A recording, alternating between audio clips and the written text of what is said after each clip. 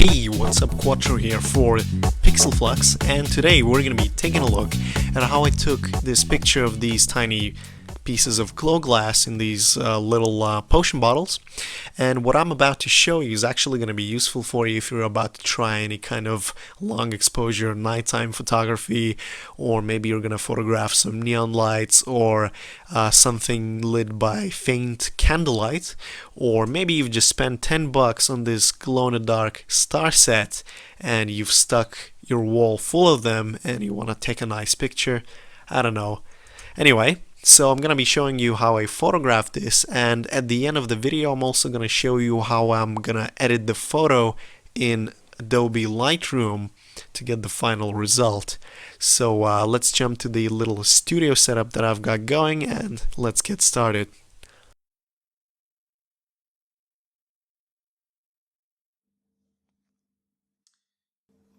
So here we are in the studio, which also happens to be my dining room. Now the setup is actually really simple. I've got a white piece of cardboard which is going to act as a background, and I've already got my camera on a tripod and all set up. I've used Live View to focus right in the middle of the bottles, and I've used a manual focus, so when I trip the shutter button it's not going to try to focus in the dark. Using a tripod, you want to use a tripod because your camera is going to be taking a long exposure. Anything you move within the frame when the exposure is being taken is going to blur. For the settings, I'm going to be using ISO 160 at f9, and the exposure time is going to be all the way down to 25 seconds.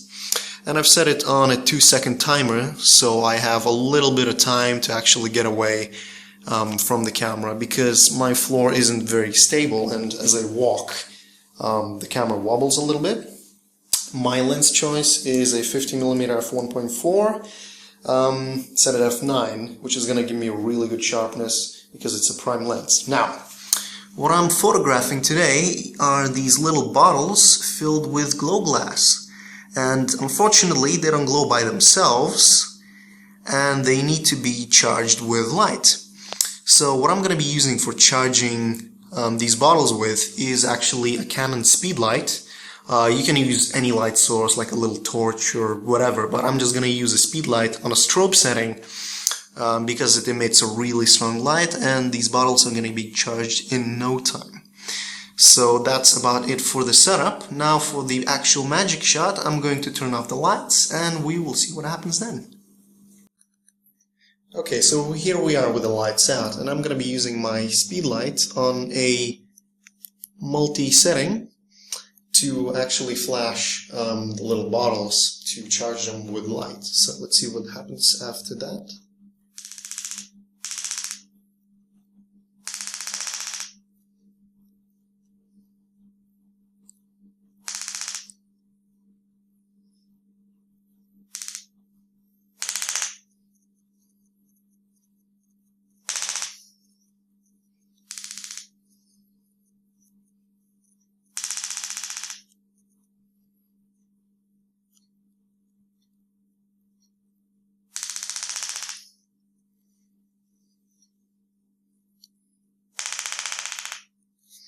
That should be enough. So I'm just gonna let the camera take its frame.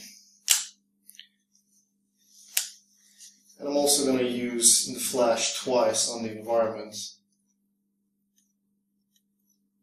to give the white background some light, because there's not enough light even for the long exposure to pick up the background.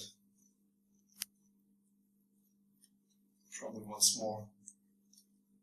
I'm also using the long exposure noise reduction, so after this frame, it's going to take another dark frame and then subtract the noise profile from the final picture. So here's what the camera picked up. It looks a lot overexposed on the actual footage, but as you will see in a bit when we're back at the computer, the picture is exposed perfectly fine. So I'm going to go back to the computer and we'll see you there.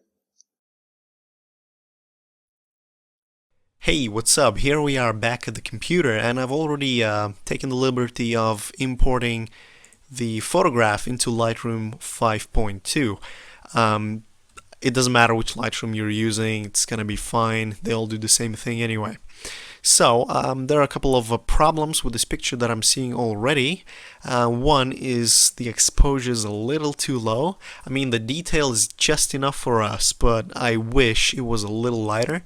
But thankfully we can play around in Lightroom to get a correct exposure. That seems about right for me.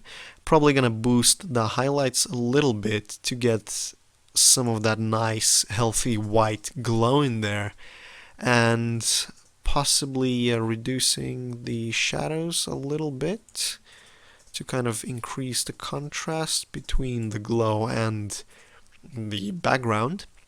I'm also going to white balance using the Color Picker tool and just making it grayish, I suppose. There we go. Just going to add a little bit of that clarity, which is going to increase the local contrast. Not too much. There we go. And I'm just gonna bump up the luminance of aquas and blues just a touch, and probably increase the saturation of blues. Let's see, sharpening and noise reduction, probably keep about 40 and 50. Enable profile corrections for my lens to remove any distortion and vignetting. And I usually add a little bit of vignetting back into the picture, especially the glowing ones, because that just kind of focuses your attention to the middle where the glowing bit is, and it just looks like the glow is a little stronger, if you will. And that's about it. So what I did for the original picture that I showed you was I actually cropped it to 2:1 aspect ratio, and that's pretty much the final result. Now I would usually take this a little bit further and go into Photoshop and kind of remove little pieces of dirt and dust in the picture to make it look a little better. But anyway, that's about it for this tutorial, and hopefully you've learned something and enjoyed it. If you did, please do click the subscribe button because it helps me make more of these tutorials. If you have any suggestions or questions or anything like that, just leave a comment below. I try to answer all of them. You can follow me on Twitter, Facebook, Tumblr, Google+, whatever. It's your choice if you wanna. Anyway, hopefully you've found this tutorial useful, and we will see you next time.